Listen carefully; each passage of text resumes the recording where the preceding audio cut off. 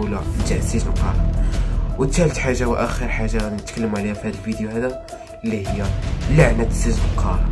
السلام عليكم الدراري، معكم سامي فلوق فيديو جديد. اليوم الدراري غادي نتكلموا على واحد السجن اللي من اكبر واغرب السجون في الكره الارضيه واللي سميتو سجن قارة. مدينه مكناس هي واحد المدينه عريقه، وهي واحد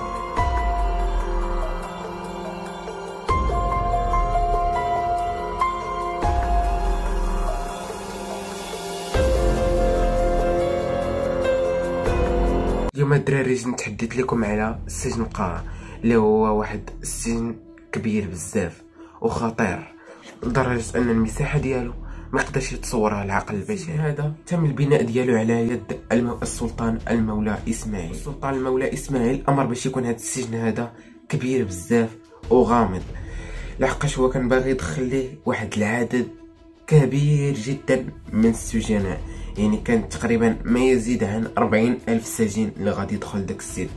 والغريب في هذا السجن هذا يعني جميع السجون اللي كنعرفوا تيكونوا فيهم ابواب، تيكونوا فيهم يا اما كيتحلوا بالازرار، يا اما كيتحلوا بالقفل، يا اما كيتحلوا باي حاجه، يعني ضروري كيكون الباب.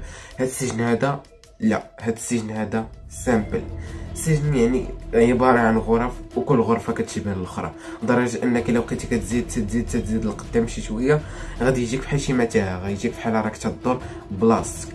يعني السجن غريب بزاف. المقابل اللي عطاه السلطان لهذا اللي بنى هذا السجن اللي هي الحريه اللي كيتمناها اي. ندويو شويه على المساحه ديال هذا السجن هذا. هذا السجن هذا كبير كبير كبير بزاف لدرجه ما يقدرش يتصورها العقل.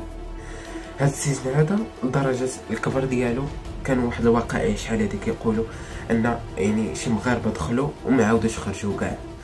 واخر حاجه وقعت يعني اللي حركت السلطات المغربيه واللي هي ان جات واحد البعثه فرنسيه ودخلت لهذا السجن هذا وما عاودتش رجعت.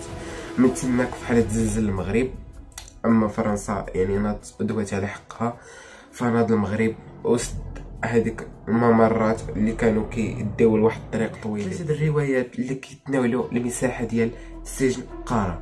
الروايه الاولى كتقول ان المساحه ديال سجن قارة كتساوي المساحه ديال القصور الاسماعيليه المحيطه بسجن قارة. الروايه الثانيه كتقول ان سجن قارة كيساوي مدينه مكناس باسرها لكنه تحت. الروايه الثالثه كتقول ان المساحه ديال سجن قارة كتساوي مدينه مكناس وتازا شرقا ومدينه مراكش في الجنوب، ويقدر كاع توصل المسافه ديالو حتى لبعض المدن الشماليه.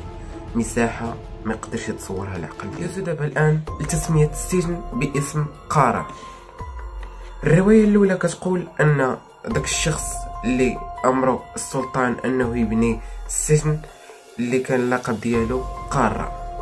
الروايه الثانيه كتقول ان واحد من حراس السجن فترة الحماية الفرنسية كان واحد الرجل أصلع، وكانوا الفرنسيون كيعيطوا ليه قارة في محاولة باش يعيطوا ليه بالأصل. أما بالنسبة للأكل والشراب اللي كانوا كيعطيو للسجناء، يعني ما كانش عبر الدخول المباشر، كانوا كيعطيوهم الأكل والشراب عبر واحد الثقوب تيكونوا فوق من السجن كيعطيوهم بهم الأكل والشراب. أما الرواية الثانية كتقول ان هاد سجن قارة كان من قبل واحد المدينه تحت الارض، يعني مدينه كبيره بزاف، وامر السلطان بالترميم ديالها، بحيث ان هاد المدينه كانوا كيسكنوا فيها الناس بغايه انهم كيهربوا من الحروب ويجيو يتخباو من تما، خوف من الحروب او هادوك المشاكل اللي كانوا كيوقعوا في الهضاب، بحال دابا المشاكل اللي كانوا كيوقعوا في التضاريس. واخيرا وصلنا لاخر حاجه في الفيديو واللي هي لعنة سجن قارة. تيقولوا بعض الناس اللي دخلوا لهذا السجن هذا ان هذا السجن مسكون بالاشباح. تيقولوا بعض الناس اللي دخلوا لهذا السجن هذا ان هذا السجن هذا مسكون بالاشباح، وتقدر كاع الا دخلتي ما بين دوك الجدران غادي تسمع الهمسات او غادي تحس بالهمسات تاع دوك السجناء اللي كانوا من قبل. في الفيديو ما تنساوش تخليو لينا واحد اللايك وتخليو لينا واحد التعليق، وما تنساش الا كنتي اول مره كتفرج في هذا الفيديو، الا كنتي اول. واخيرا دابا وصلنا لافان ديال الفيديو. الا عجبك الفيديو ما تنساش تخلينا واحد اللايك وما تنساش تخلينا واحد التعليق زويون.